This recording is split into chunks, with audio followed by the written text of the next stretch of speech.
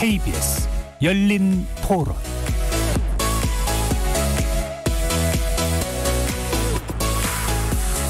안녕하십니까. KBS 열린 토론 정준희입니다.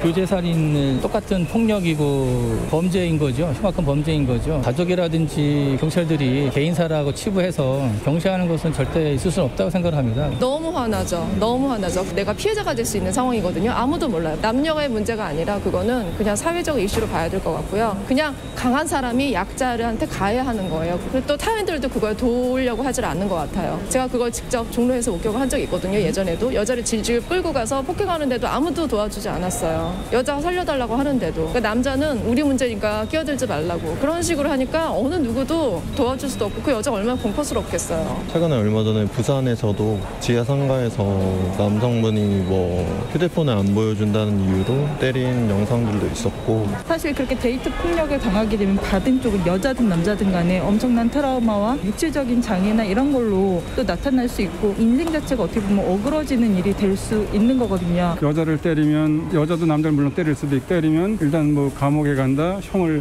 많이 받는다, 집행유예가 없다라든가 그런 강력한 게 있으면 덜 할 것이다.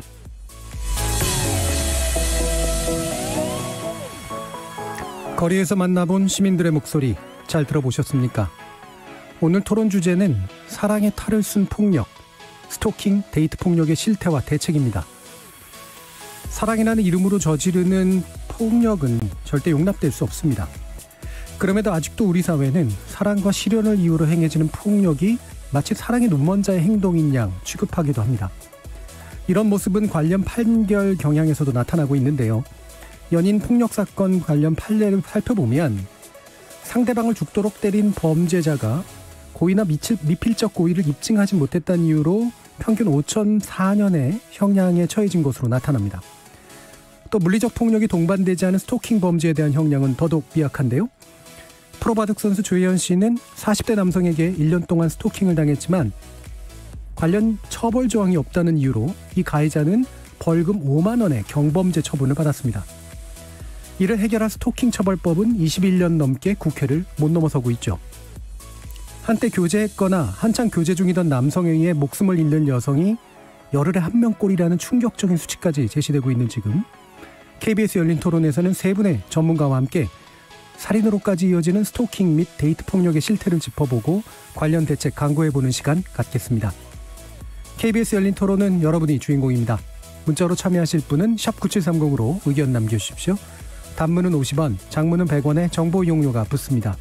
KBS 모바일 콩, 트위터 계정 KBS 오픈, 그리고 유튜브를 통해서도 무료로 참여하실 수 있습니다. 시민 논객 여러분의 뜨거운 참여 기다리겠습니다. KBS 열린 토론 지금부터 출발합니다. 살아있습니다. 토론이 살아있습니다.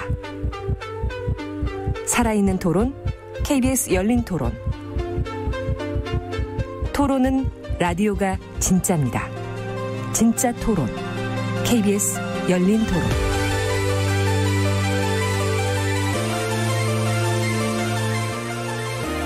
오늘 함께해 주실 세 분의 전문가 소개하겠습니다. 이수정 경기대 범죄심리학과 교수 나오셨습니다. 네, 안녕하세요.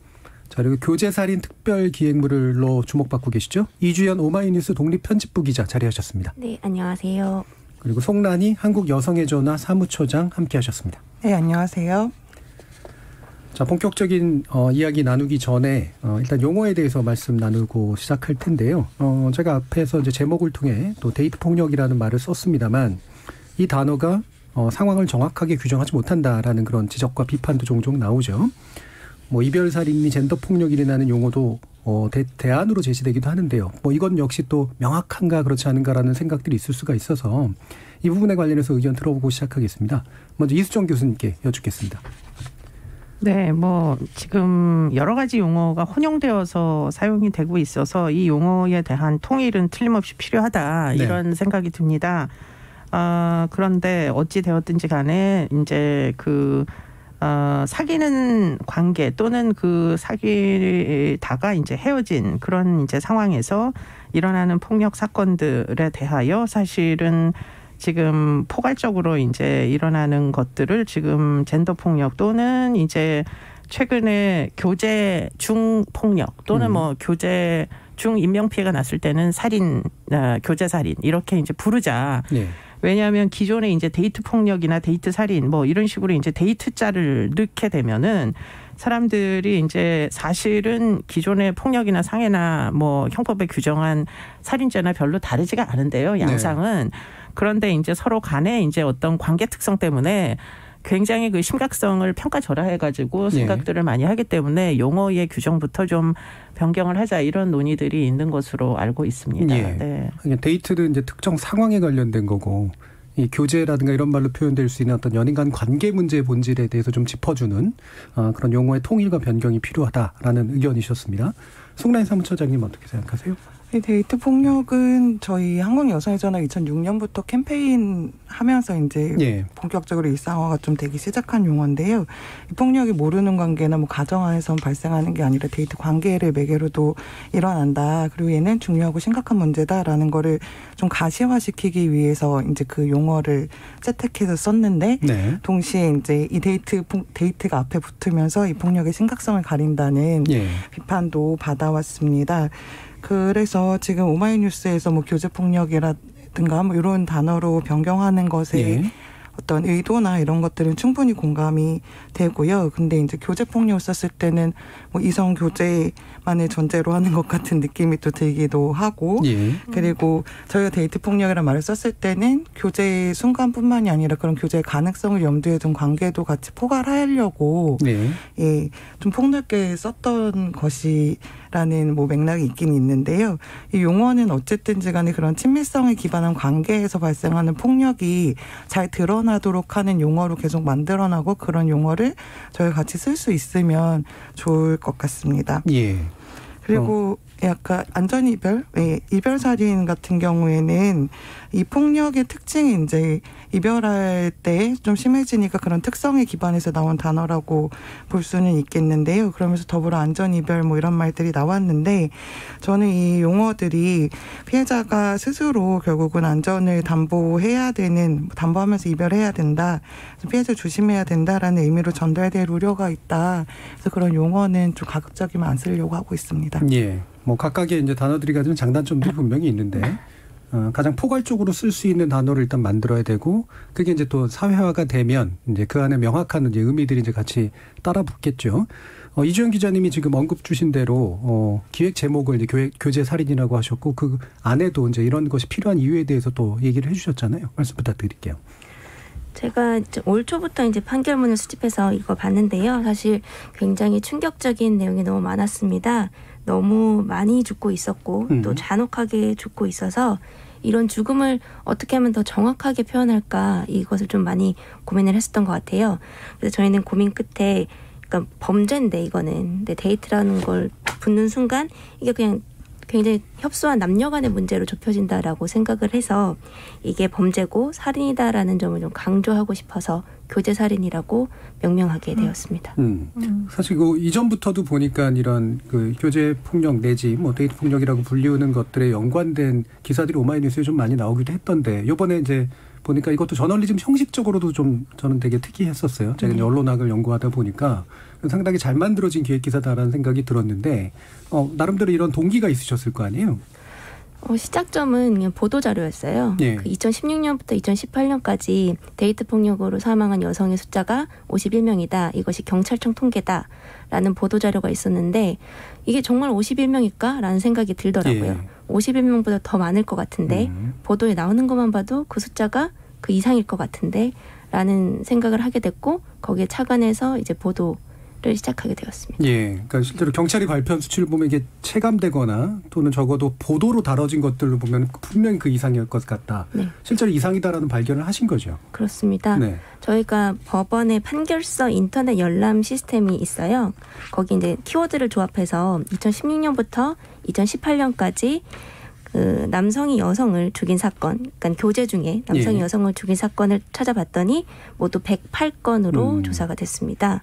그래서 이 108건의 살해 방법, 이에 따른 형량, 피해자 나이, 죽임당한 장소 등을 분석해서 지금 기사를 하고 있습니다. 예, 일단은 이제 적어도 이제 경찰이 발표한 내용보다는 2배 이상 네, 수치는 이제 잡히고 있다라는 거고, 그 중에 이제 남성이 당한 경우는 이제 두 건 정도로 아마 기사에 나왔던 것으로 기억을 하는데. 네, 저희가 같은 키워드로 검색을 다 해봤었어요. 근데 남성이 여성을 죽인 사건은 108건인데 여성이 남성을 죽인 사건은 2건으로 조사가 됐습니다. 그러니까 확실하게 이제 한쪽으로 기울어져 있는 그런 통계로 확인이 좀 되네요.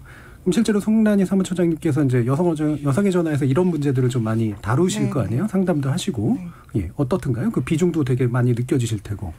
지금은 저희가 이제 가정폭력, 성폭력, 데이트폭력, 스토킹 전반에 다 상담을 하고 있는데요. 그 중에서 그 가해자와의 관계들만을 추려서 분석하면은 애인 관계였거나 뭐 헤어진 애인 관계였던 것이 한 16, 7% 정도는 차지를 하거든요. 예. 근데 이제 전체적인 상담이니까 이것만 보면은 그런 정도 되고, 뭐 해마다 조금씩 데이트 관계에서 일어난 폭력을 상담하시는 분들이 늘고 있기는 한데, 이건 저희 통계일 뿐이니까 그렇죠. 전반적인 경향은 아마 전체의 상담 실적이나 뭐 경찰청 신고 건수나 이런 것들을 좀 비교해서 봐야 되긴 할 거예요. 예. 근데 경찰청 건수만 해도 사실은 데이트 관계에서 폭력이나 이런 것들 보고하는 비율이, 신고하는 비율이 굉장히 이제 급증하는 것으로 나타나고 있기는 합니다. 예. 이수정 교수님, 이게 저 기사에 보니까 이수정 교수님 취재를 했던데 네네. 이건 빙산의 일각이다라는 그런 표현을 쓰셨더라고요. 네. 이게 이제 사실은 키워드를 어떻게 넣느냐에 따라 가지고 건수가 굉장히 그 변동을 많이 하고요. 네. 더군다나 이제 더 큰 문제는 이 그 연인 간에 내지는 뭐 그 남성, 여성, 이성 관계 간에 뭐 혼인신고 한 사람 커플까지 다 포함해 가지고 그런 경우에 이제 장기간 동안 폭력 행위를 하다가 결국 사망을 하게 되면은 문제는 죄명을 이제 뭘로 검색하느냐가 무지하게 중요한데 네. 살인으로 검색하면은 사실 전체를 다 볼 수가 없어요. 네. 왜냐하면 아까 말씀하신 대로 살인죄가 성립하려면 미필적 고의든 뭐든 고의가 네. 있어야 되는데 문제는 죽을 줄 몰랐다. 결국은 죽인 사람만 살아남아가지고 법정에서 진술을 하기 때문에 죽을 줄 모르고 나는 계속 폭행을 해왔다. 이렇게 얘기를 하면 결국은 상해치사밖에는 성립을 네. 안 하거든요. 그러니까 사실은 지금 이제 상해치사 에 해당하는 사건들은 만약에 살인 사건으로 이 검색을 하면은 다 빠져나가게 된다라는 거고, 그랬을 때 실제로 이제 살인의 고의가 인정된 케이스 중에 지금 이제 범위를 뭐 그 교제 중 연인 뭐 이렇게 키워드를 넣는지 모르겠지만 저도 이제 이런 그 판결문 그 추적을 저희가 지금 해서 박사 논문이 하나 나오거든요. 예. 근데 거기서는 저희는 2017년부터 2019년까지를 추적을 했어요. 그랬더니 살인 키워드를 넣습니다. 저희는. 그랬더니 지금 1333건이 나오고요. 살인. 그런데 그중에 거의 한 여자가 조금 더 죽어요. 우리나라는 외국에 비해서. 그런데 이제 거기서 한 55% 정도가 여자가 이제 희생이 되는데 그런 여자가 희생되는 숫자 중에 또 이제 파트너 관계의 어떤 그런 이제 배우자든 전 배우자든 연인이든 전 연인이든 이러면 이제 파트너잖아요. 네. 그런 관계에 해당하는 이제 건수 중에 스토킹이 있는 경우를 이제 찾아보면 그게 한 뭐 336건이 네. 이제 파트너 살인인데 그 중에 한 40% 가까이 스토킹이 있거든요. 네. 그러니까 이제 어떻게 검색하느냐에 따라서 아마도 지금 기자님이 검색을 하신 거는 아마 가장 최소한 확인된 그런 건수들일 거다. 실제로는 그 숫자보다 한 2배 정도는 뭐 살인의 고의가 인정된 사건만 해도 2배 정도 많을 것이고 거기다가 치사까지 포함하게 되면은 그게 도대체 몇 건인지는 정확히는 알기 어렵다. 이게 사실은 답인 것 같아요. 유엔에서는 사실은 이제 교제살인 이런 용어 안 쓰고요. 그러고는 이제 혼인신고 됐느냐 안 됐느냐가 중요하지 않다 보니까 그냥 파트너 살인이라는 용어를 네. 쓰거든요. 그렇기 때문에 그렇게까지 따지면 이게 숫자가 생각보다 굉장히 많을 수도 있다 이런 생각이 듭니다. 네. 네. 그래서 기사에도 보면은 이제 적어도 최소한이라는 이제 표현을 쓰셨고 그 보니까 이제 공개된 판결문도 있지만 실제로 내용을 확인하기 어려운 그런 판결물들도 있어서 여러 가지를 고려를 하셨더라고요. 네. 예. 비공개된 판결물도 굉장히 많고요. 예. 저희가 언론에 보도가 됐는데 판결문을 찾을 수 없는 경우도 굉장히 많았습니다. 네. 자, 그러면 아까 이제 또 이수정 교수님께서 아까 이제 수치로 나온 것 가운데 우리나라 이제 남성이 이제 살해를 당한 케이스를 아까 이제 기사 안에서 보면 2건, 여성의 경우는 이제 108건으로 이제 현격하게 기울어 있는데 물론 예측 가능한 거긴 합니다만 서양에 비해서도 이게 더 많은 어떤 수치라면서요. 그러니까 살인 사건만 놓고 봤을 때 피해자의 성별로 이제 국가마다 유엔의 통계가 있거든요. 그렇게 따져보면은 선진국의 경우에는 남자들이 한 그 살인으로 피해를 당하는 사람들 중에 한 보통 70%, 60%에서 70% 정도는 남자들이 많이 죽어요.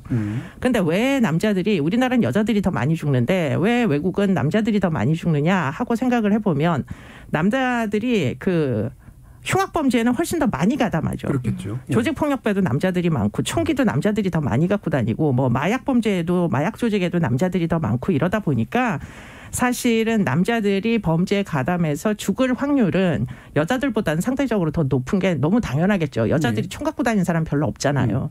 그런데 문제는 우리나라는 총이 금지돼 있잖아요. 그런데 왜 그러면은 총이 금지되어 있는데 여자들이 더 많이 희생된다는 건 뭐냐면 결국은 총기나 뭐 이런 것들로 죽는 게 아니고 지속적인 관계에서 주먹으로 아니면 집에 있는 가재도구로 죽는다는 얘기예요.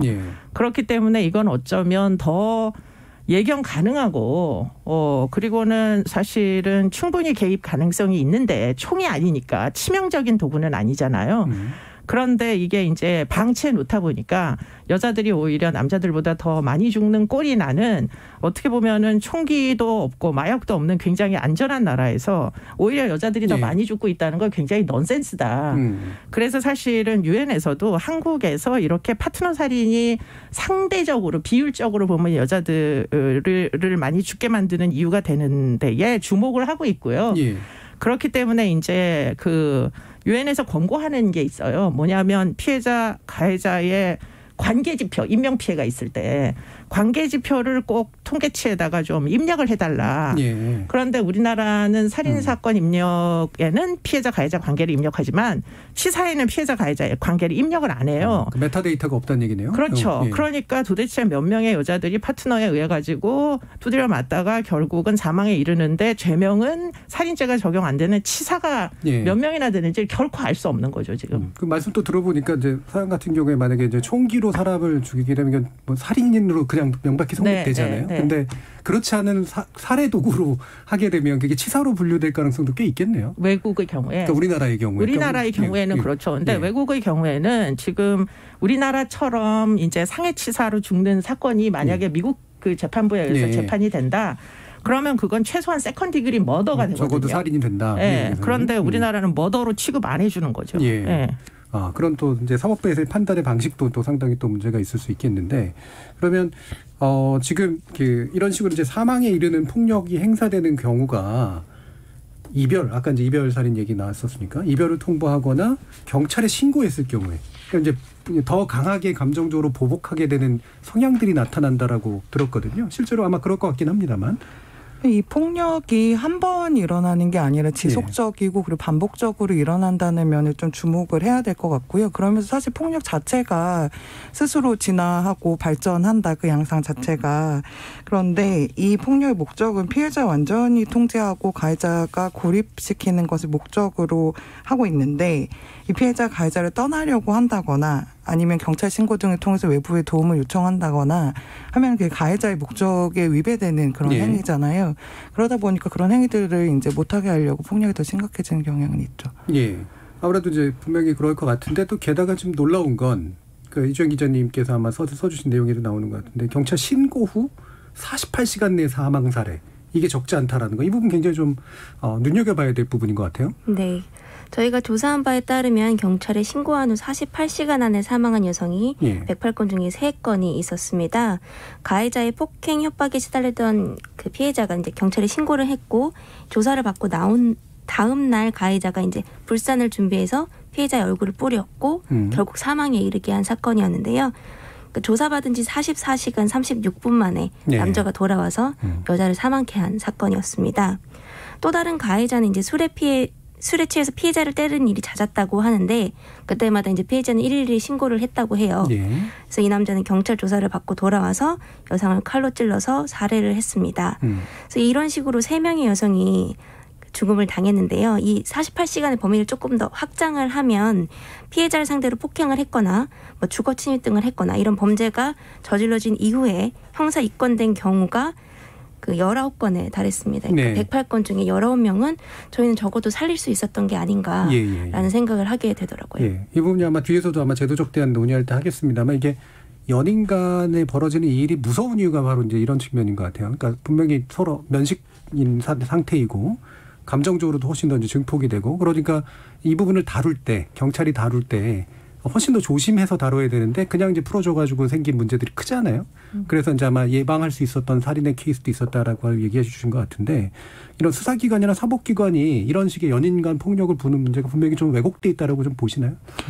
예, 현장에서는 너무 그렇다고 생각을 해서 사실 많이 이제 의견도 제시하고 바꿔가려고 노력을 하고 있는데요. 저희가 그 경찰이 아무래도 처음 만나는 이제 공권력이다 보니까 거기에서 어떻게 대처하느냐가 피해자에게도 가해자에게도 매우 중요한 그런 순간인데 저희가 실제로 들은 얘기들을 보면은 신고하면은 뭐 밤에 와서 행패를 부린다 그럼 미련이 남아서 그러는 거다. 뭐 이렇게 얘기를 한다거나 물건을 이제 임의로 집에 없을 때 와가지고 물건 다 가져가서 신고를 하니까 뭐 남친이 갖고 갔던 것 같은데 뭐 이런 걸로 신고를 하냐. 좋게 이렇게 해라. 이런 것도 있고 그리고 감금하는 경우가 있어요. 감금하는 경우에 주변인이 알게 돼서 신고를 하니까 경찰이 하는 얘기가 사랑의 도피 아니냐. 뭐 이런 식으로 생각해서 사실은 그런 이게 관계의 특성을 기반한 폭력이긴 하지만 이것은 관계가 아니라 폭력 문제잖아요. 그렇죠. 그것에 대해서 명확히 인식하는 게 너무 중요한 것 같습니다. 오히려 훨씬 더 위험한 유형의 폭력인데 알고 보면 이거를 훨씬 위험하지 않은 폭력으로 외려 이제 취급하고 있다는 거. 근데 뭐 이건 이제 뭐 옛날부터도 좀 우리 사회에서 좀 있었던 문제인 것 같은데 이게 또 경찰이나 뭐 사법부나 이런 데들은 이제 관련법이 없다. 실효적으로 지추하기 어렵다. 뭐 이런 얘기들을 한다고 해요. 이수정 교수님 실제로 그렇기 때문이라고도 볼 수 있습니까? 경찰에 대한 이제 변명을 제가 대신해 준다면 그러니까 경찰이 움직이는 원리는 법에 저촉되는 행위이냐를 따져서 움직이잖아요. 그러니까 지금 말씀하신 대로 이제 그 지금 얘기하신 사례들은 전부 연인 간에 있었던 일들이다 보니까 근데 만약에 혼인 신고가 되어 있었던 관계에서 지금 뭐 감금해서 폭행을 하거나 이렇게 되면은 사실은 경찰이 사건 처리를 할 겁니다. 왜냐하면 임시조치나 긴급 임시조치를 이제 요청할 수가 있기 때문에 가정폭력처벌법에 임시조치나 긴급 임시조치가 법적으로 정확히 뭐 어떨 때 할 수 있게 이렇게 돼 있잖아요. 그러니까 법적 근거가 있을 때는 그와 같은 조치를 요청할 수가 있는데 문제는 지금 가정폭력처벌법에 의해서 규율할 수 있는 케이스들이 아닌 거예요. 지금. 그러니까 연인 간이기 때문에 그러면은 뭐 형법을 적용을 해야 되는데 형법에는 상해가 일어날 때까지 사실은 어떠한 조치도 예비적으로는 이제 이미 일어났다고 보기 어렵기 때문에 그래서 기다려보라. 결국은 이렇게 되는 겁니다. 그러니까 결국은 법이 없어서 못 움직인다라는 얘기는 완전히 틀린 얘기는 아닌 거죠. 경찰의 입장에서 보면 그 감금 같은 케이스도 그렇게 볼 수 있는 건가요? 같은 공간에 있기 때문에 이걸 감금으로 처리를 해야 되느냐 말아야 되느냐 여기서부터 이제 고민이 시작이 되는 거죠. 그래서 이제 뭐 경찰 입장에서도 이와 같은 부분 어떻게 개입할 것인가라는 문제 이건 뭐 결국 제도적으로 나중에 또 해결해야 되는데 또 사법적 판단에 관련해서도 아까 제가 오프닝에서 말씀을 드렸지만 전반적으로 좀 너무 약한 거 아니야? 왜 이렇게 미온적이지라고 하는 그런 생각이 들 수밖에 없는 측면들이 있는 것 같아요. 관련해서 취재하셨으니까 이주윤 교수님이 좀 경향에 대해서 말씀 주시죠. 네. 사건이 이제 살인으로 분류되느냐 치사로 분류냐에 따라서 좀 형량 차이가 커요. 그래서 저희가 조사한 108건 가운데에는 무기징역 8건, 집행유예 2건을 제외하고 저희 98건의 평균을 내봤더니 14.9년이 나오더라고요. 그래서 이 중에 살인이 77건이었는데 이는 17.1년이 평균 형량으로 나왔고요. 치사가 21건이었고 이 중 대다수를 차지하는 폭행, 상해치사가 18건, 이곳의 평균 형량이 5.4년이었습니다. 그러니까 여자를 죽도록 때렸는데 5.4년 정도를 받고 나오게 된다라는 거죠. 그러니까 이게 이제 범주도 이제 있으니까 이걸 살인으로 취급하느냐, 치사로 취급하냐에서의 이제 사법부의 미온성도 있을 테고요. 그 범주 안에서 형량을 주는 것에서도 이제 미온성이 있을 텐데 어떻게 보세요, 이수정 교수님은? 글쎄 죄명에 따른 뭐 형량의 경중 이건 뭐 양형 기준에 정해 있으니까 또 이제 재판부의 변명을 또 제가 좀 해드린다면 사실은 이게 사실 양형 기준대로 이제 적용했을 가능성이 굉장히 높다는 거죠. 그런데 그 주요한 이제 의심을 해봐야 된다. 전 개인적으로 이렇게 생각하는데 사람을 때려서 죽이는 행위를 한번 상상을 해보세요. 한 대 맞아서 죽나요? 그러니까요. 예. 네.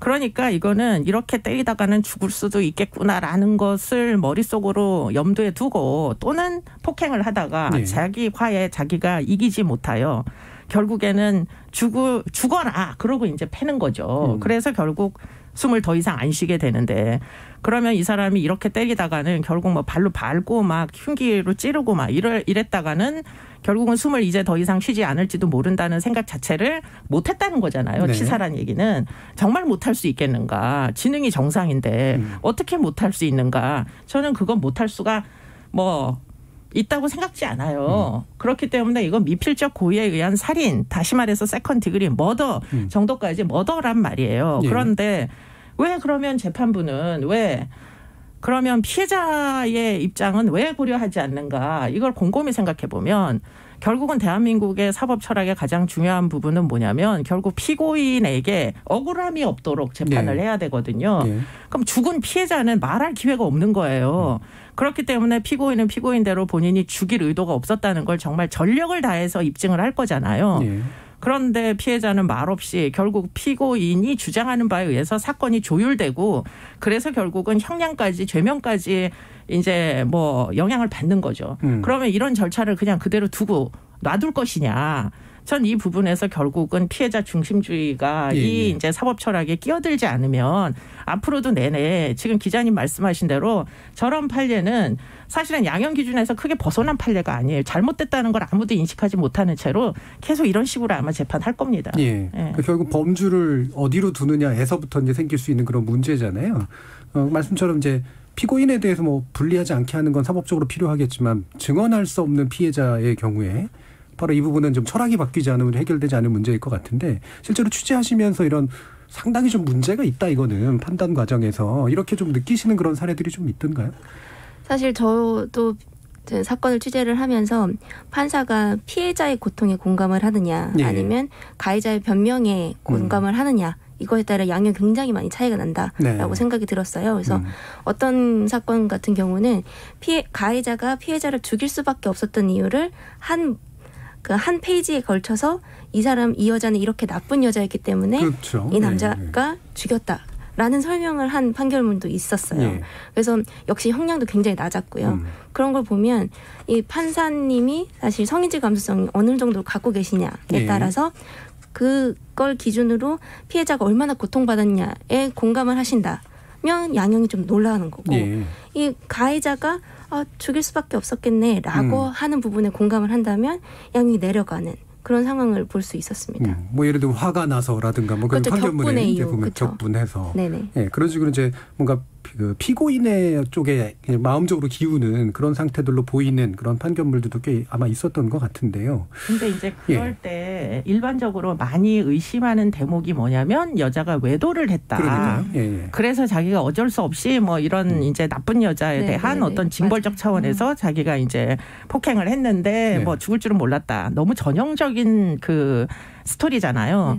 그런데 이런 사건에서 이 사망한 이제 배우자 피해자 실제로 정말 외도를 한 증거가 있느냐 이런 건 수사를 안 해요. 그리고 실제로 많은 사건에서 외도의 증거가 전혀 없음에도 불구하고 피고인 혼자서 외도할 거다. 외도를 했을 것이다. 이렇게 짐작하고 폭행을 하는 경우가 너무 다수거든요.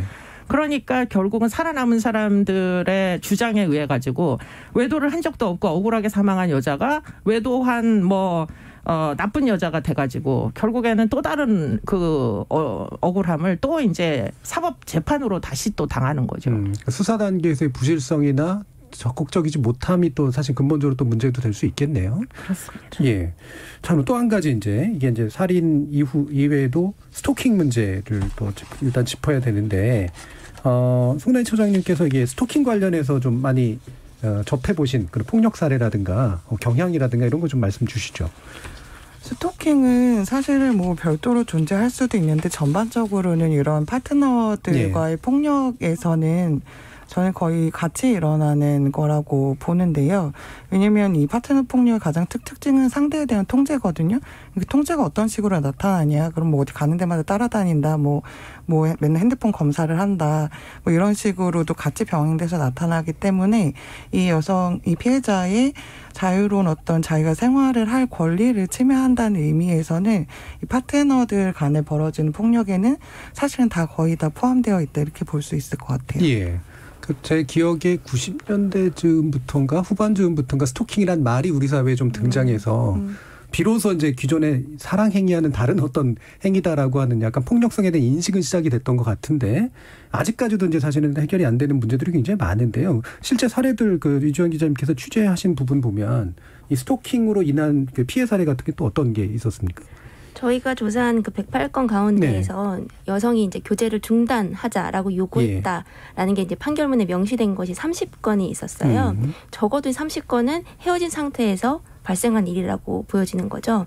그러면 가해자가 헤어진 연인이 어디 있는지 찾아내서 범행을 저질렀다라고 추측이 가능한 부분입니다. 네. 그래서 사귈 때 연인들이 이제 일상을 공유하잖아요. 그래서 이 사람이 이 시간에 어디서 무엇을 하고 있을지를 너무나 잘 알고 있는 거예요. 그래서 그런 스토킹 과정을 통해서 그렇죠. 결국엔 여자를 찾아냈고 결국엔 사람을 죽이는 그런 상황이 발생하고 있습니다. 네, 실제 사례도 좀 많이 있는 것 같고 이게 뭐 경계가 모호하다라고 하는 게 아마 제도적인 차원에서 이렇게 아직도 이제 좀 해결해야 되는 문제이다라는 얘기는 하는 것 같은데 이런 스토킹 행위는 범죄 심리학적으로 심신미약이나 뭐 정신 이상에 해당합니까? 아니면 일상적으로 일어날 수 있는 일에 해당합니까?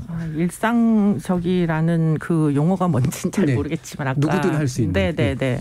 그 통제 욕구 이런 게 이제 강렬한 사람들에 의해 가지고 일거수일투족 감시하고 이런 일들은 주로 일어나는데요. 네. 그런데 이제 그 행위들을 보면 무지하게 계획적이고 합리적 선택을 무지 많이 한다는 거예요. 네.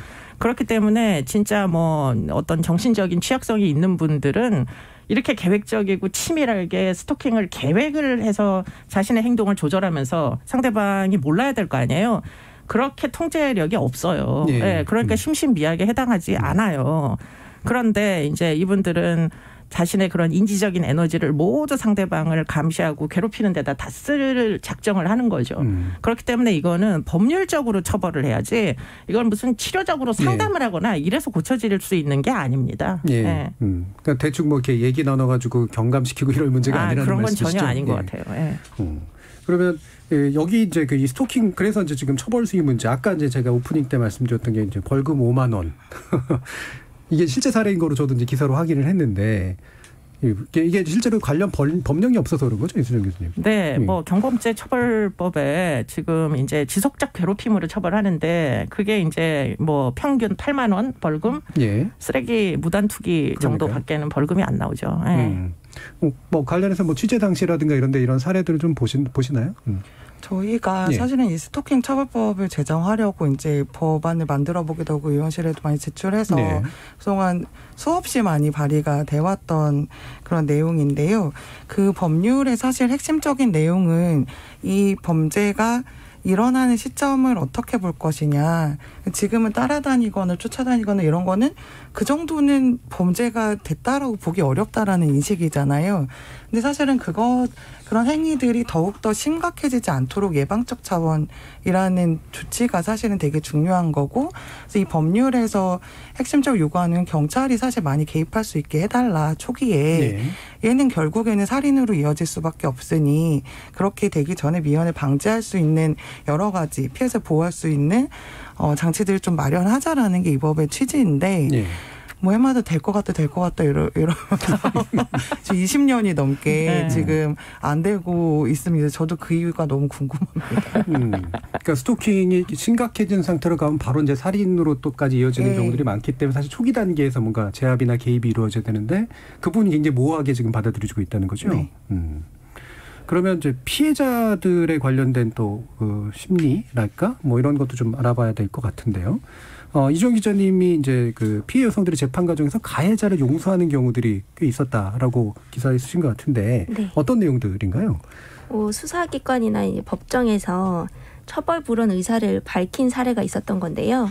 6명의 여성이 가해 남성에 대해 처벌 불원 의사를 밝혔던 것으로 조사가 됐습니다.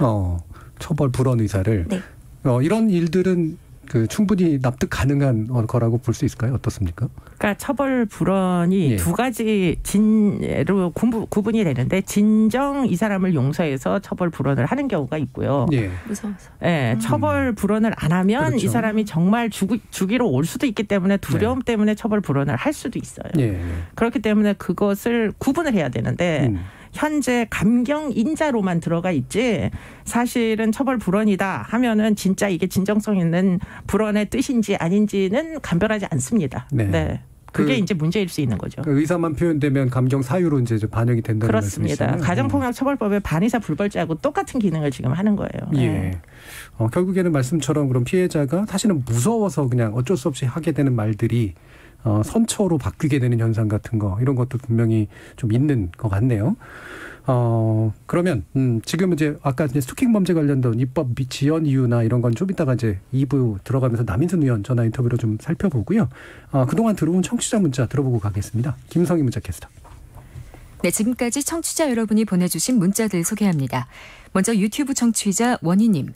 상대를 소유물로 생각하고 열등감에 사로잡힌 자존감 낮은 사람들에 의해 벌어지는 폭력 사건입니다.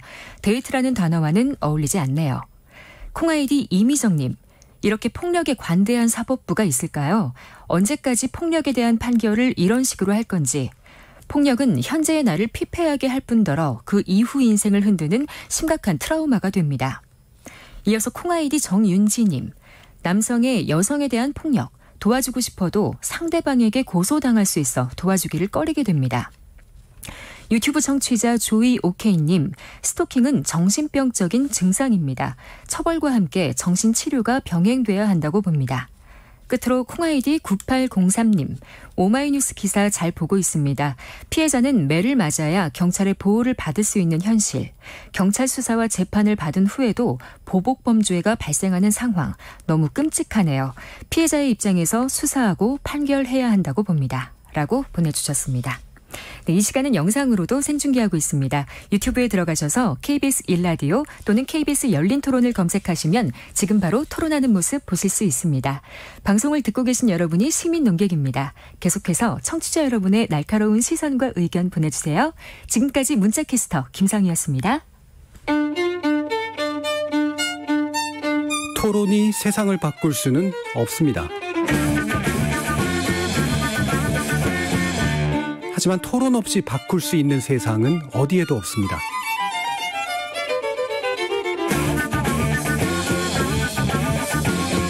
세상의 선한 변화를 갈망하는 당신. 정답이 아니라 질문의 힘을 믿는 당신. 우리 KBS 열린 토론에서 만납시다.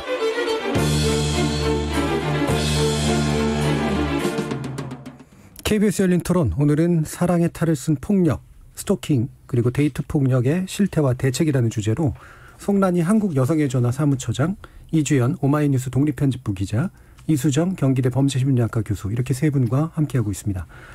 자, 여기서 잠깐 아까 잠시 예고드렸던 대로 더불어민주당의 남인순 의원 연결해서 국회 차원의 대책, 특히나 스토킹 처벌법에 관련된 논의 어디까지 진행되고 있는지 함께 살펴보도록 하겠습니다. 전화 연결되어 있는 것으로 알고 있는데요. 남인순 의원님, 안녕하세요. 네, 안녕하세요. 예, 저희가 일부에서 이 스토킹 처벌법이 막 계속 늦춰지고 있는 이유에 대해서 이제 궁금해하면서 있었는데요. 네. 지금 통과가 안 되고 있는 이유는 그동안 뭐였습니까?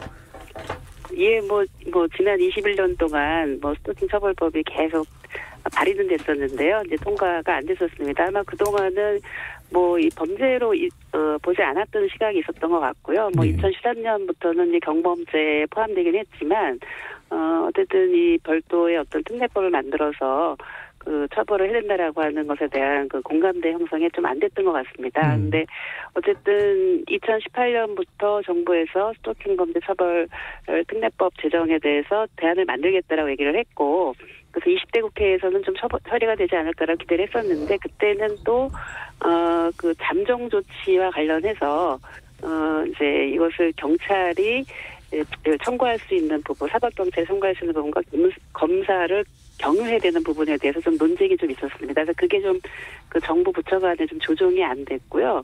그리고 스토킹 범죄의 어떤 정의 규정이라고 할까요? 그런 부분에 대해서도 좀 법사위원들 내에서도 논의 자체가 좀 잘 안 됐던 좀 문제가 있다.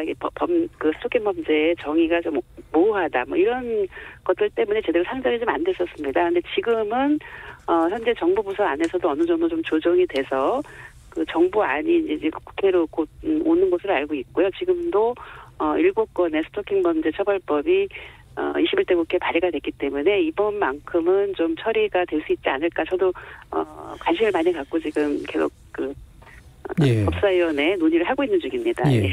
그동안은 스토킹이 이제 범죄라는 인식이 없었다가 그나마 이제 경범죄로 일부 포함됐었는데 2018년 이후로 이제 정부가 나름대로 특례법을 통해서 해결하려고 하고 있었으나 말씀처럼 정의라든가 아니면 경찰이 취할 수 있는 조치에 관련된 이견들이 이제 아직은 존재했었던 상태였었다는 말씀이시죠? 네네네. 자, 그러면 여당이 이제 그 스토킹 처벌법 발의한 것으로 알고 있는데 일단 주요 내용 소개해 주시죠. 예, 뭐 일단 그 정의와 관련해서는요. 스토킹 범죄에 대해서 어쨌든 지속적 반복적으로 접근하거나 미행하거나 뭐 여러 가지 이제 그런 정보통신이라든가 이런 방식으로 뭐 문자를 보낸다든지 SNS를 한다라든지 뭐 이런 걸 통해서 결국은 공포나 두려움을 주는 어떤 침해하는 행위로 규정을 했습니다. 그래서 이거는 저희 여당 측에서 낸 의원들 내용이나 아니면 또 야당 측에서도 내셨는데 거의 좀 정의 조항은 좀 유사한 것 같고요. 그리고 어쨌든 좀 그 이후에 이거를 처벌하는 어떤 그런 부분에 있어서도 3년 이하 3천만 원 이하의 벌금, 이것도 거의 좀 유사한 것 같습니다. 그러면 거의 이제 이견이 없는 부분인 것 같고요. 그 어떤 스토킹 범죄에 대해서 신고를 받은 경찰이 어떤 현장에 나가서 스토킹을 중단할 것을 이제 통보를 하고 어쨌든 그 분리를 해야 되는데 이럴 때 처음에 사법경찰이 바로 그 판사한테 이걸 청구할 수 있는 부분을 하는 부분이 그렇게 이제 주장하는 경로가 있고요. 아니면 지금 통상으로는 이제 검사를 통해서 해야 되는데 잠정 조치인 만큼 빨리 해야 되는 부분이 있지 않겠습니까? 그래서 그 접근 금지나 아니면 행위자를 구치소 유치하는 그 잠정 조치에 대한 어떤 이런 그 어떻게 이걸 처리할 것이냐 그것도 조금 아직은 확정되진 않았지만 조금 조정이 돼가고 있는 것을 알고 있습니다. 뭐 그렇게 되면은 큰 쟁점이 좀 해소가 돼서 어느 정도 이 법안이 이런 담겨지는 내용들이 처리될 수 있지 않을까라고 생각을 하고 있고요. 제가 조금 강조한 부분은 그 피해자 스스로가 청구를 해서 그 피해자에 대한 접근 금지 등 피해자 보호 명령을 할 수 있는 그런 내용이 들어가 있고요. 그 스토킹 범죄 피해자에 대한 전담 조사제 도입, 뭐 전담 재판부 도입 이런 내용들을 좀 담고 있습니다. 예.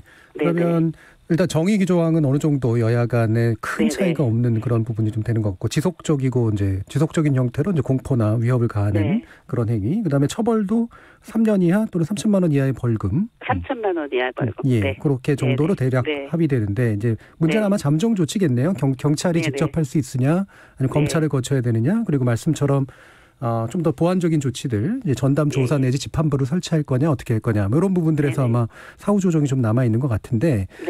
그래서 그러니까 이제 법안도 좀 많이 나왔고 또 야당 같은 경우도 상당히 좀 기존에 비해서 전향적인 태도를 보인다고 알고 있어서요. 이번 21대 국회에서는 뭐 상당히 좀 통과 가능성이 높다고 지금 보시는 거죠? 예, 굉장히 가능성이 높다고 생각하고 있고요. 뭐 국민의힘 측에서도 지난 9월 달에 86명의 의원님들이 공동 발의를 했습니다. 그래서 이제 거의 그 여러 저희 당에서도 여러 분이 내셨고요. 그래서 아마 다른 유사한 법안까지 하면 7건이 제출된 것으로 알고 있거든요. 그래서 아마 그렇게 되면 그리고 정부도 어느 정도 그 이견 있던 부분들이 좀 조율이 돼서 그 정부 안이 오지 않을까라고 생각을 하고 있습니다. 그래서 그렇게 되면은 한 발씩 좀 양보한 것으로 저는 들었어요. 그래서 뭐 그 내용까지 제가 지금 말씀드린 그런데 어쨌든 그렇게 되면은 그 가장 걸림돌이었던 정부 부처 간의 의견도 해소가 됐기 때문에 정기국회에 제출되면 빠르게 또 심사가 가능하지 않을까라고 생각을 하고 있습니다. 그럼 대략적인 일정이나 절차는 어떻게 예상하고 계세요? 사실 이번 정기국회 때 논의가 되면 가장 좋은데요. 지금 이제 법안 소위들이 각 상임별로 있습니다만 아직 이것이 제가 오늘도 법사위 간사님한테 확인을 했는데 아직 이것이 이제 그 법사위원회에서 어떤 그 논의 계획이 잡혔진 않으면 정부안이 와야 되기 때문에요. 그래서 그 오는 대로 뭐 저희 희망은 어쨌든 뭐 12월 혹시 임시국회가 열리면 그때 논의가 좀 시작이 돼서 최소한도 뭐 올해 통과가 됐으면 좋겠다라는 것이 저의 바람이고 늦어도 2월 달에는 꼭 통과가 됐으면 좋겠다라고 생각하고 있습니다. 가능한 한 이제 연내 통과 그리고 만약에 네네. 혹시 안 되더라도 적어도 내년 초에는 통과가 될 네네. 전망으로 아마 진행 중이신 것 같네요. 자, 국회 안에서 그러면 많이 좀 힘써 주시고 앞으로도 많은 네네. 수고 부탁드리겠습니다. 네, 감사합니다. 예, 오늘 말씀 감사합니다. 네. 더불어민주당 남인순 의원이었습니다. 자, 남인순 의원의 말씀 좀 들었고요. 관련해서 이수정 교수님이 또 입법안 굉장히 준비하는데 많이 또 열심히 참여해 주셨잖아요. 네, 어떤 네, 내용들로 이렇게 많이 활동을 해 주셨나요? 지금 말씀하신 대로 지금 예. 여야가 거의 법안이 유사한 형태로 지금 나가 있고요. 이제 국민의힘 쪽에서 좀 차이가 있다면 지금 이제 스토킹 행위를 정의를 하는 항목이 들어가 있습니다. 그렇기 네. 때문에 이제 정의를 놓고서는 지금까지 하도 논쟁을 많이 하다 보니까 스토킹 행위란 뭔지 하는 정의 부분을 추가를 한 게 약간 차이가 있다 이렇게 이제 보이고 그런데 스토킹 행위만으로 처벌하는 건 아니고요. 예. 지속적으로 상습적으로 하는 경우에 이제 처벌을 할 수 있는데 지금 아마도 임시조치 때문에 아까 말씀하신 대로 경찰이 긴급하게 해야 될 것들이 많이 있거든요. 가정폭력처벌법에도 보면 경찰이 개입을 해줘야 그래야 사실은 조기에 이제 인명피해를 막을 수가 있는데 스토킹도 역시 마찬가지입니다. 그렇기 때문에 이제 그런 임시조치를 경찰이 할 수 있도록 하자 이런 이제 의견으로 법안이 나가 있는 걸로 알고 있고요. 그리고는 아까 말씀하신 이제 정보통신망법 상에 요새는 이제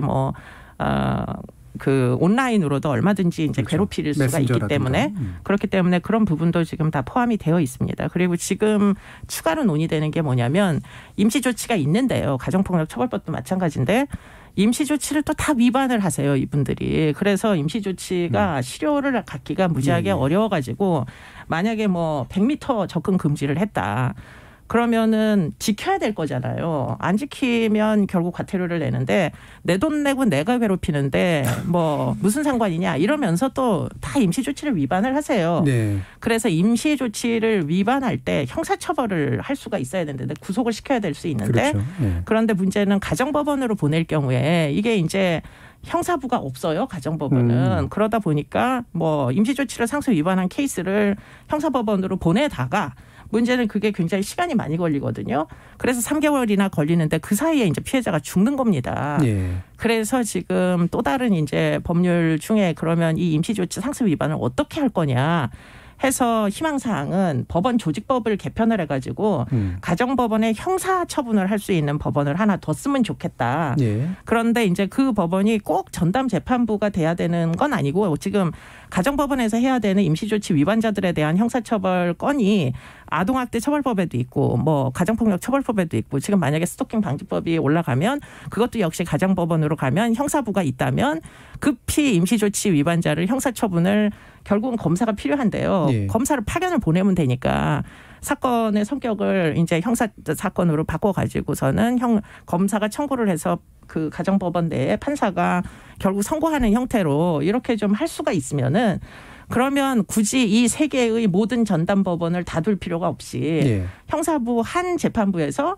지금 이런 종류의 임시조치가 많은 가정법원으로 오는 케이스들을 다 형사처벌을 할 수 있지 않겠느냐라는 게 지금 이제 지금 현재 준비 중인 법안인데요. 이게 생각보다 그렇게 쉽지는 않다고 그러더라고요. 그래서 어떻게 보면 국민의 공감대도 필요하고 또 설득이 굉장히 많이 필요할 걸로 보입니다. 예. 네. 어차피 이제 가정법원에서 이제 처리해야 되는데 형사부가 없군요. 없어요. 그러다 보니까 결국은 계속 말도 안 되게 임시조치를 위반하는 거죠. 그렇겠네요. 네. 그러니까 임시조치가 사실은 굉장히 강력하게 필요한 영역들을 다루고 있음에도 불구하고 그렇습니다. 예. 네. 자, 이런 부분 앞으로 또 해결해야 될 안들도 이제 굉장히 좀 많이 있는 것 같은데 그러면 하나씩 좀 짚어보죠. 이렇게. 피해자와 가해자를 분리하는 게 이제 굉장히 중요하다라는 거. 그다음에 나중에 처벌과 보복의 문제까지도 넘어갑니다만 이 분리 문제가 왜 중요한가? 송라인 사무처장님 좀 말씀 주시겠어요? 그건 너무 당연한 건데 스토킹 행위가 가해자와 피해자한테 계속 접근해가지고 범죄 행위를 지속적으로 하는 거기 때문에 접근을 못하도록 하는 거는 기본 전제라고 생각을 합니다. 예. 네. 그래서 이제 방금 아까도 이제 그래서 말씀을 주고 이게 이제 나중에 보면 살인이라든가 더 강력한 범죄로 자연스럽다고 말하면 그렇죠. 이때 이제 바로 연결될 가능성들이 있고 그래서 방금 말씀처럼 이제 임시 조치라든가 잠정 조치가 이 분리의 어떤 강제력을 발휘하기 위해서 굉장히 중요한 조치인데 아직까지는 이제 이 부분에 있어서 이견이나 이런 것들이 좀 남아 있는 건데 아까 그 이수정 교수님께서 가정법원에 이제 형사부를 설치하는 이제 문제뿐만이 아니라 기타의 어떤 이 분리를 좀 실효정의로 만들 수 있는 다른 어떤 대안들은 뭐가 또 있을까요? 그러니까 지금은 이제 그 피해자가 쉼터로 가는 게 결국은 분리거든요. 예. 그런데 독일 같은 경우에는 그냥 당연히 퇴거를 시킵니다. 미국도 퇴거를 시키고요. 네. 그러니까 폭행을 하는 사람이 집을 나가야지.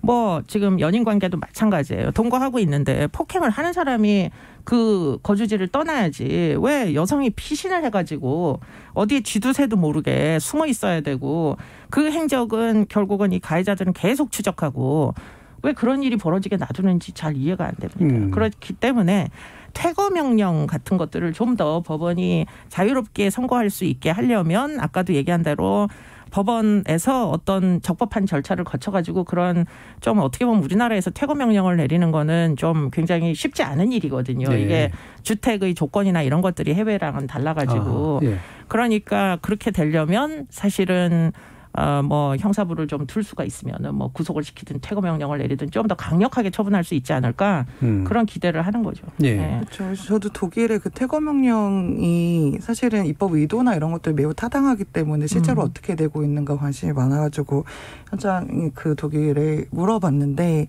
퇴거 명령이 있긴 있는데 10일 뭐 이런 정도 여기 못 오게 하는 건데 그걸 위반했을 때 마땅히 제재하는 게 지금 실효가 별로 없다고 하더라고요. 그래서 네. 그 아이디어를 도입해서 저희도 그런 제도 생기면 좋겠는데 우리 지금 임시조치 위반이 해도 별로 아무런 제재가 없는 것처럼 퇴거 명령도 그런 보완적인 조치 이런 것들 같이 고려돼서 도입되어야 될 것 같습니다. 네. 그럼 이주연 기자님께 취재하신 내용 가운데 이렇게 분리가 제대로 안 돼서 그리고 또 처벌이 제대로 안 돼서 결국은 되게 보복적 어떤 아주 안 좋은 행위들로 이어지는 경우들 아마 굉장히 많이 목격하셨을 것 같아요. 이게 단절이 잘 안 된다는 얘기잖아요. 그러면 지금 현실 사례에서. 그렇죠. 그 아까 말씀드린 처벌 불원을 말했던 그 6명의 여성 같은 경우는 그 남성과 같이 동거를 하고 있던 상황이었어요. 그래서 분리가 안 되는 상황에서 신고를 하고 뭘 해도 다시 같은 공간에 놓여지게 된다는 거죠.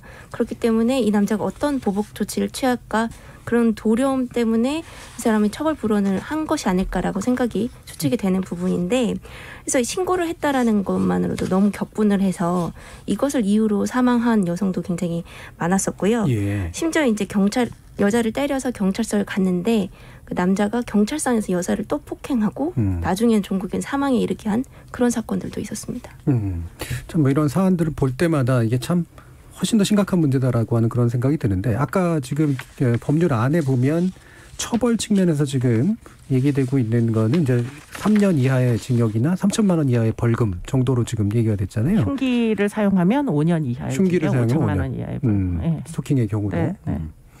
그러면 그 정도면은 어느 정도 처벌의 어떤 형량으로서는 좀 괜찮을 만하다고 생각하세요? 그러니까 일단 그것은 1차적인 이제 행위를 했을 때의 얘기고요. 상습 가중이라는 게 또 있기 때문에 아마도 그런 이유 때문에 뭐 흉기를 들고 뭐 지속적으로 상습적으로 아까 얘기한 대로 무슨 보복을 또 해가지고 또 흉기를 들고 무슨 뭐 어떤 상해를 입혔다 이러면은 사실은 상습 가중이면은 7년까지 되기 때문에 그러면 이제 구속을 확실하게 이제 시킬 수가 있는 거죠. 집행유예 없이. 그러니까 상습 가중 같은 경우도. 네. 그러니까 가중 요인 같은 것들을 활용하면, 그러면 아마도 보복 범죄도 좀 줄일 수 있지 않을까 생각이 듭니다. 예.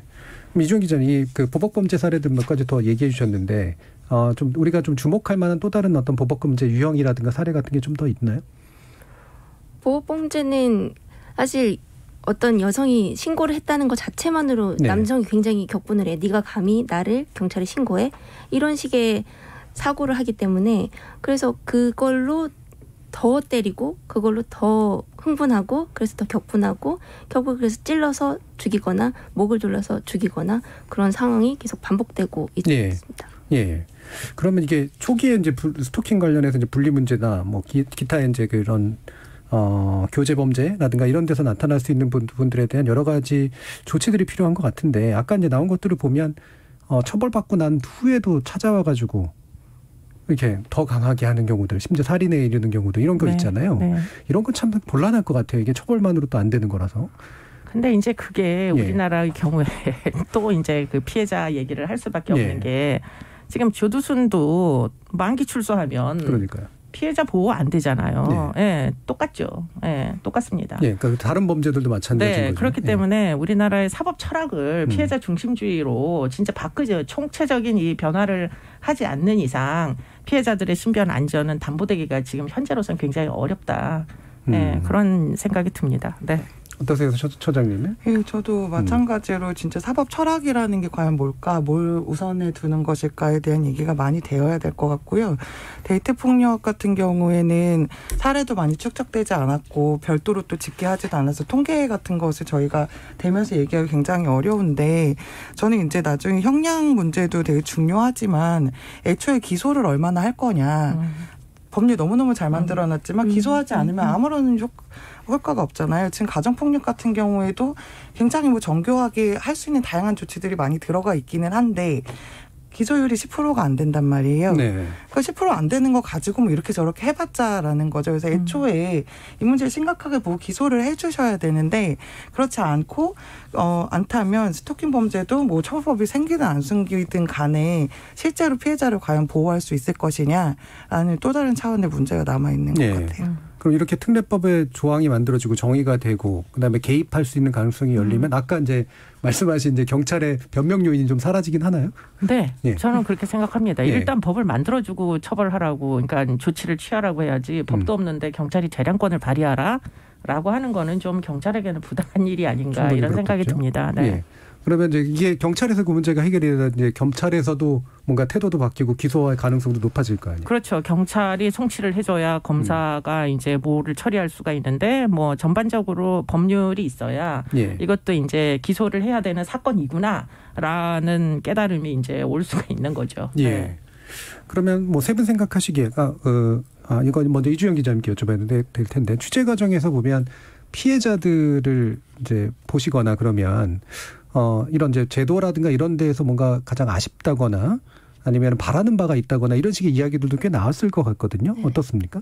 사실 저희는 보복 범죄가 발생하기 전에 개입할 수 있는 여지들이 생겨야 된다고 생각을 해요. 그래서 이런 여성 폭력과 관련된 문제에 컨트롤 타워가 있어야 한다라고 생각을 하는데 그 미국 둘루스 모델 같은 경우는 그 지자체 안에서 여성 폭력에 대한 전체를 통괄하는 DAIP라는 단체가 있고 이 DAIP가 여성 폭력 관련된 그런 사례를 수집을 하면 경찰이나 시민단체 등의 이런 것들을 다 제공을 하면서 이 여성을 보호해야 된다. 그리고 가해자의 가해를 더 이상 막아야 된다. 이런 프로그램을 작동하도록 구성이 돼 있고 그게 지금 1981년부터 시작을 했는데 굉장히 실효성 있게 적용이 되고 있다고 해요. 그래서 이 68%의 가해자가 8년 이상의 폭력을 행사하지 않았다라고 하는데 이런 걸 생각하면 저희도 이제 지자체에 이런 컨트롤 타워를 세워서 이런 여성 폭력이 발생할 경우 보복범죄가 일어나기 전에 개입을 해서 피해자를 보호하고 가해자의 재범을 막을 수 있는 그런 시스템을 만들어야 되는 거 아닌가라는 생각을 하고 있습니다. 그럼 지자체에서 이제 설치할 수 있는 그런 형식으로 이제 말씀하시는 건가요? 그럼 현재 우리나라 그 어떤 행정의 체계라든가 이런 데서 지자체에게 이런 독립적인 권한을 주고 설치 가능하고 이런가요? 현재 체계상? 좀 미국의 경우다 이렇게 얘기가 뭐 영미권의 얘기다 이런 생각이 들고요.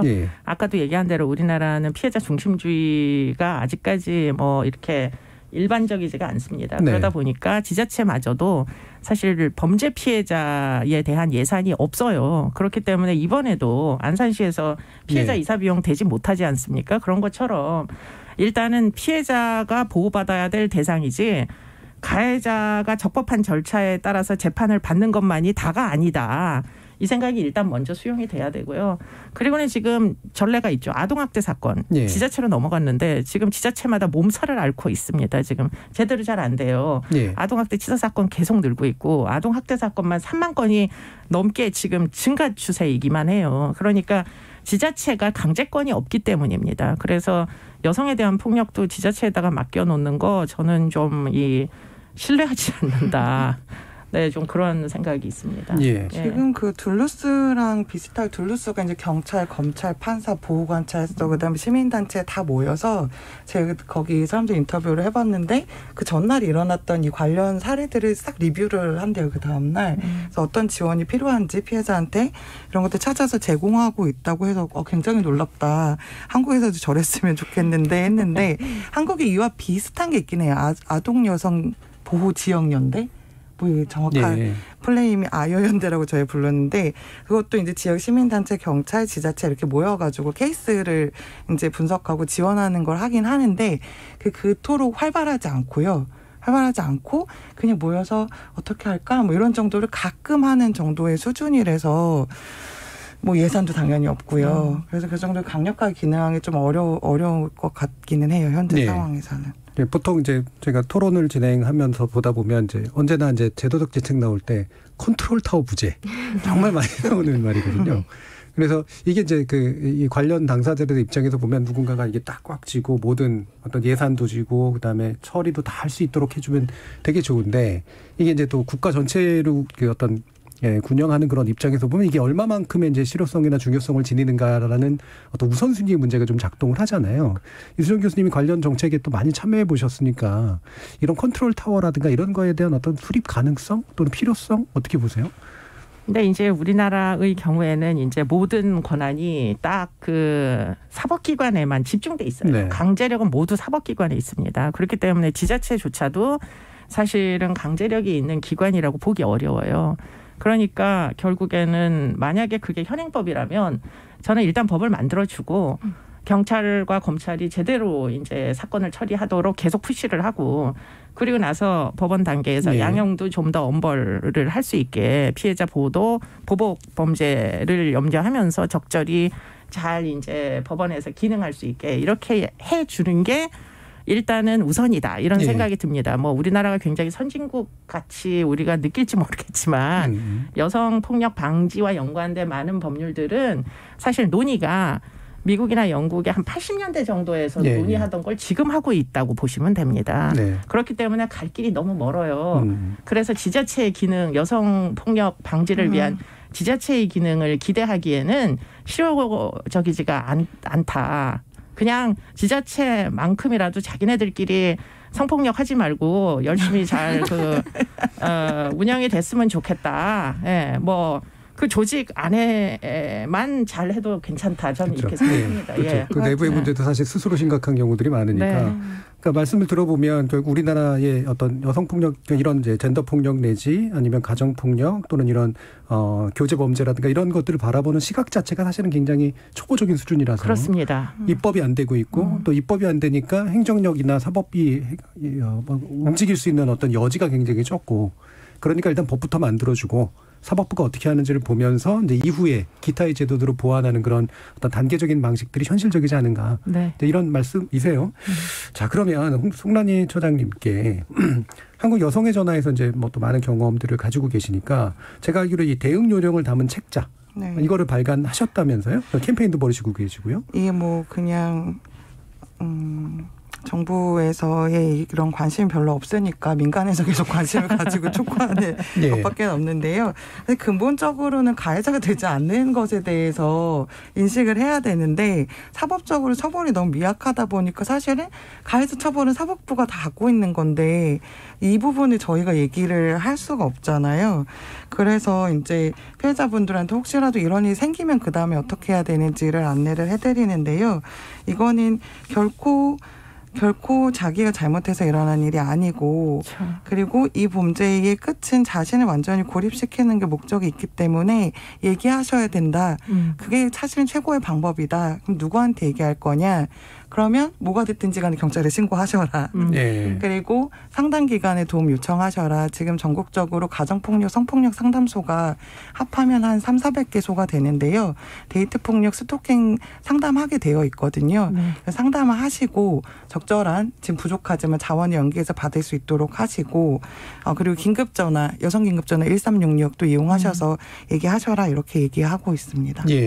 아까 이제 그래도 신고 반드시 해라라고 말씀 주셨는데 아까 저희가 사례를 자꾸 말씀드려가지고 신고 이후에 보복받는 사례를 말씀드려서 오히려 이제 두려움에 좀 빠지지 않을까라는 좀 우려도 좀 없진 않아요. 그런데 이제 이게 계속 지속적으로 반복돼서 나중에 크게 처벌을 해야 되는데 신고 기록도 하나도 없고 아무한테도 말도 안 했으면 이게 어떻게 지속성이 있는지를 증명해내기 굉장히 어렵거든요. 그러니까 그런 차원에서라도 사실 요구를 하시고 그에 응당한 피해자 보호장치라는 것들이 꼭 이 법률이 없어도 받을 수 있는 것들이 있잖아요. 저희 피해자들도 실제 받고 계시는 것도 있고 그래서 그런 걸 좀 활용하셨으면 좋겠다라는 말씀입니다. 근데 신고하시는 게 꼭 필요해 보이는 게요. 제가 아까 살인사건 분석했다고 했잖아요. 우리나라는 살인죄에 살인과 살인 미수가 있거든요.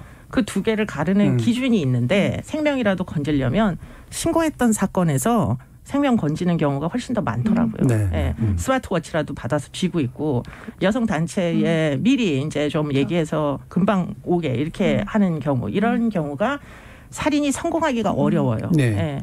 그래도 이 문제를 극복하는 건 약간의 두려움이 있더라도 경찰을 통해서 뭔가 해결을 도모하는 것이 현실적이다라는 그런 조언까지 주셨습니다. 자, 그럼 이제 정리할 시간이 됐는데요. 세 분께 우리 어떻게 우리 입법부라든가 사법부 또는 행정기관들이 어떤 행동들을 해줬으면 좋겠다라는 제언을 한 1분 이내로 좀 들어보도록 하겠습니다. 먼저 이수정 교수님께 여쭙겠습니다. 제가 이번에 뭐 여러 가지 뭐 그 경험들을 해보니까 입법부가 제일 문제구나. 전 개인적으로 그렇게 생각한 게 이게 이제 사실은 법이 없이 할 수 있는 일이 많지 않더라고요. 그래서 이번만큼은 어떻게 해서든지 간에 21년 만에 제발 입법을 부탁드립니다. 그러면 이주영 기자님께 또 여쭐까요? 이제 데이트 폭력 사건이 발생하면 사실 여자가 뭐 맞짓을 했겠지.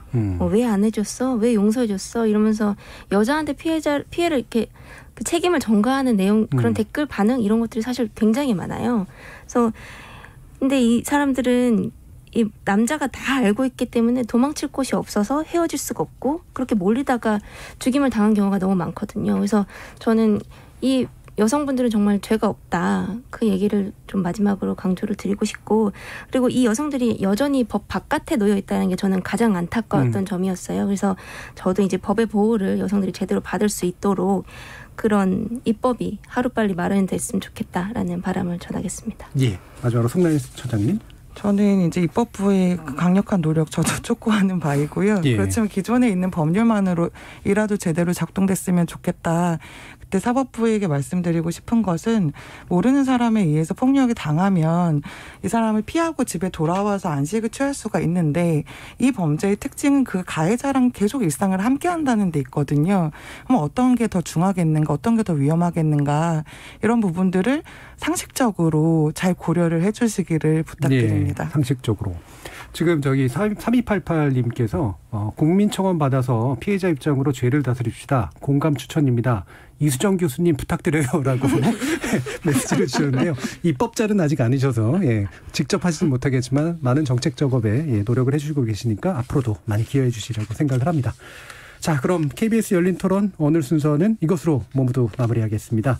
오늘 토론 함께해 주신 이수정 경기대 범죄심리학과 교수, 이주연 오마이뉴스 독립편집부 기자, 그리고 송란희 한국여성의전화 사무처장 세 분 모두 수고하셨습니다. 감사합니다. 고맙습니다. 감사합니다.